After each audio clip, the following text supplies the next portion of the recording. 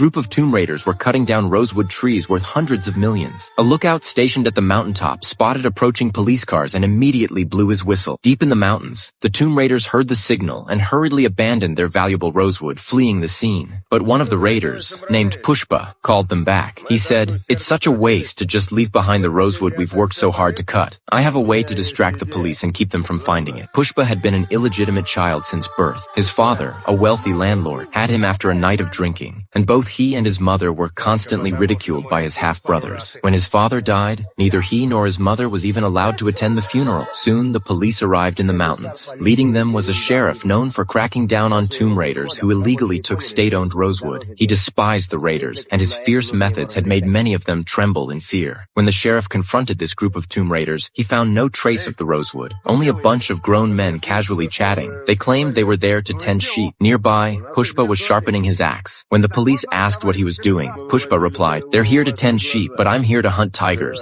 Pushpa's words drew laughter from the raiders. Hearing his mocking tone, the sheriff flew into a rage and immediately pulled out his gun, aiming it at Pushpa's head. This provoked the raiders. They grabbed their axes and stood behind Pushpa, ready to attack if the sheriff made a move. Any aggressive action from the police could have turned deadly. Вокруг меня 60 топоров. Нас побольше будет.